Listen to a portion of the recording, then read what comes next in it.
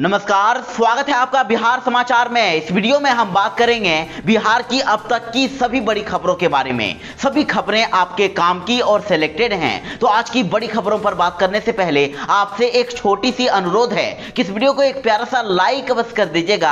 आपका एक लाइक करना ही हमारी मेहनत का फल होता है। तो चलिए शुरुआत करते हैं आज की पहली बड़ी खबर से।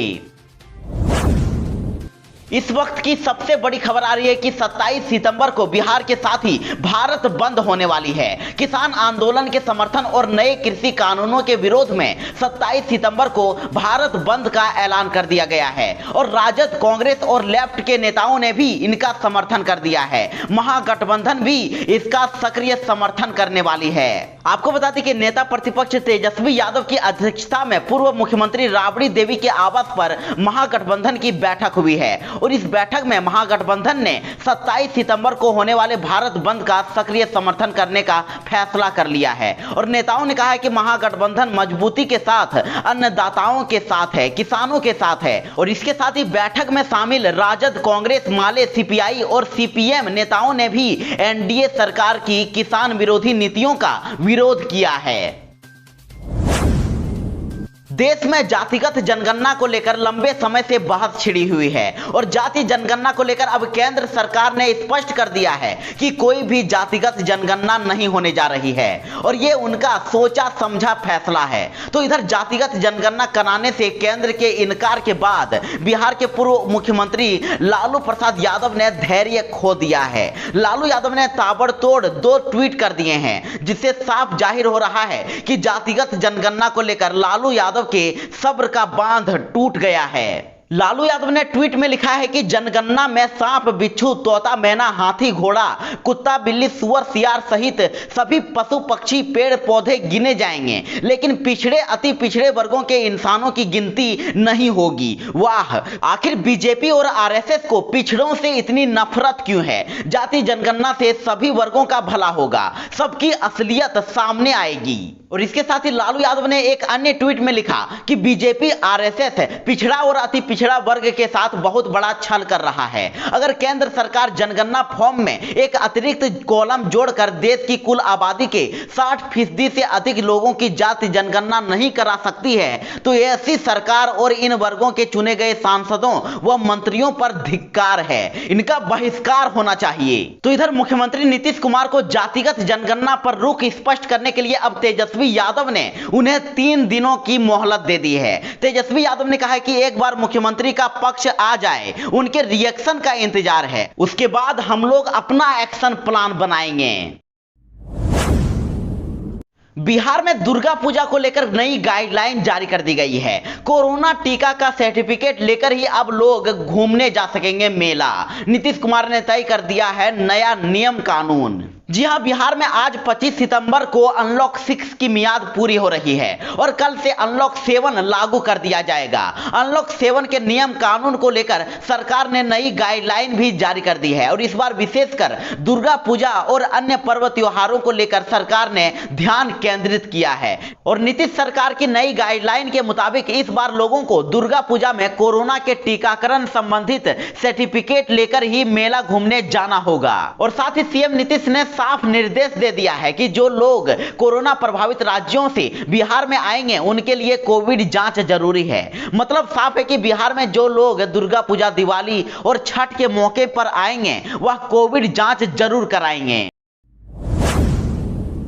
देखिए, मोदी सरकार यानी कि बीजेपी सरकार के विरोध में लालू यादव के बयान के बाद अब जीतन राम मांझी ने भी सवाल उठाया है। जीतन राम मांझी ने भी बीजेपी का विरोध कर दिया है। देखिए, केंद्र सरकार जातिगत जनगणना नहीं कराना चाहती है तो इस पर जीतन राम मांझी भड़क गए हैं। हिंदुस्तान आवाम मोर्चा के राष्ट्रीय अध्यक्ष एवं पूर्व मुख्यमंत्री जीतन राम मांझी इस जातिगत जनगणना के मामले में आए सुप्रीम कोर्ट के फैसले के लिए केंद्र सरकार को जिम्मेदार ठहराया है। मांझी ने सुप्रीम कोर्ट में केंद्र सरकार द्वारा दिए गए हल्फनामे के आधार पर केंद्र की नीयत को कटघरे में खड़ा किया है। उनका कहना है कि सर्वदलीय बैठक में जातिगत जनगणना कराने पर सहमति बन गई थी तो फिर हल्फनामा निर्णय के अनुरूप क्यों नहीं दिया गया। उन्होंने कहा कि हम केंद्र सरकार से फिर से अनुरोध करेंगे कि वह एक बार फिर से इस पर विचार करे।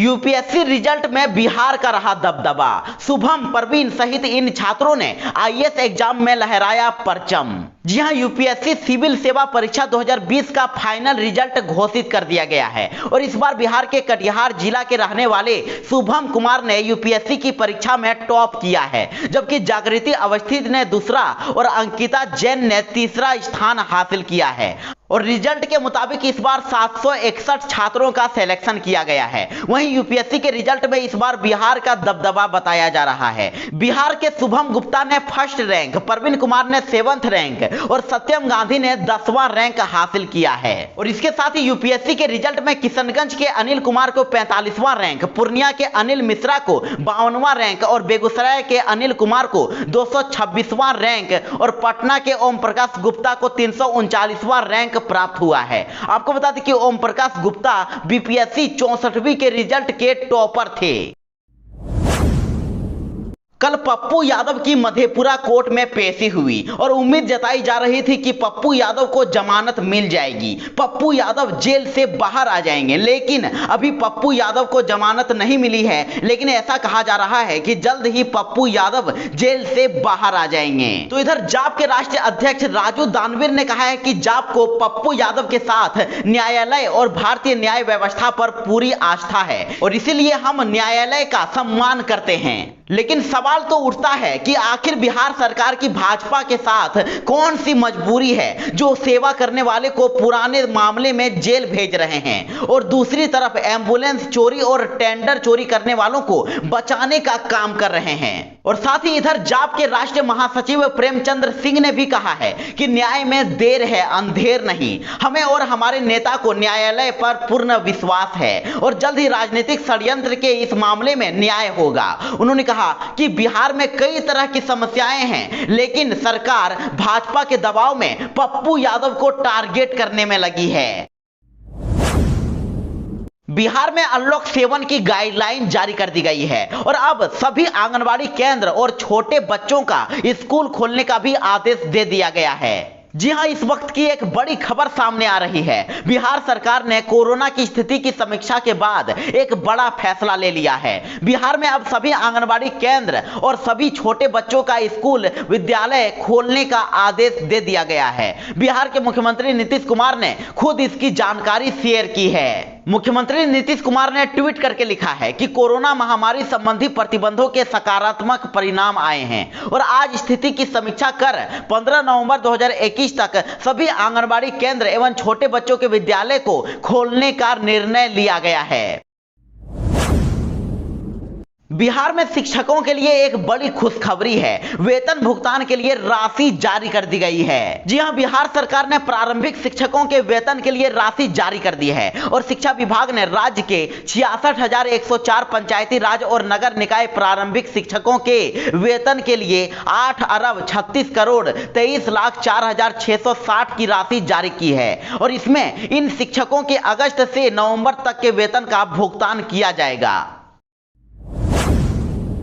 बिहार सरकार ने छात्र छात्राओं को लेकर लिया बड़ा फैसला। साइकिल और स्कूली ड्रेस को लेकर दिया बड़ा आदेश। जी हां, बिहार कैबिनेट प्रदेश के 2 करोड़ 10 लाख छात्र छात्राओं को लेकर बड़ा फैसला दिया गया है। कैबिनेट ने फैसला लिया है कि पहली से 12वीं तक के सभी 2 करोड़ 10 लाख छात्र छात्राओं को साइकिल, पोशाक और छात्रवृत्ति योजना के तहत राशि का भुगतान किया जाएगा। बिहार सरकार ने 1 साल के लिए 75% हाजिरी की अनिवार्यता को भी खत्म कर दिया है और मुख्यमंत्री नीतीश कुमार की अध्यक्षता में हुई बुधवार को राज्य कैबिनेट की बैठक में यह निर्णय लिया गया है। और साथ ही कहा गया है कि अब इस साल कोरोना संक्रमण को लेकर स्कूल बंद रहे हैं, तो अब स्कूलों में 75% अटेंडेंस की अनिवार्यता को खत्म कर दिया गया है और इसे 1 साल के लिए शिथिल कर दिया गया है और कहा गया है कि बजट में इसके लिए राशि का प्रबंध किया गया है और कैबिनेट की मंजूरी मिलने के बाद अब राशि बच्चों के खाते में भुगतान करने की प्रक्रिया शुरू कर दी जाएगी। सरकारी कर्मियों के लिए छुट्टियों का कैलेंडर हुआ जारी। नए साल में मिलेगी 36 छुट्टियां। जी हां, बिहार सरकार ने नए वर्ष 2022 के लिए सरकारी कर्मियों के लिए छुट्टियों का कैलेंडर जारी कर दिया है और इसके अनुसार विभिन्न पर्व त्योहारों और अन्य दिवस के मौकों पर सरकारी कर्मियों को वर्ष के दौरान कुल 36 छुट्टियां मिलेगी और इनमें 15 सामान्य अवकाश, एनआईटी एक्ट के तहत 21 और 20 ऐच्छिक या प्रतिबंधित अवकाश शामिल है। लेकिन नए साल में विभिन्न अवसरों पर पड़ने वाली 8 छुट्टियां रविवार को पड़ रही है और जिससे रविवार के साथ ही छुट्टी के दिन पड़ने के कारण कर्मियों को पूरे साल मिलने वाली छुट्टियों की संख्या कम हो जाएगी।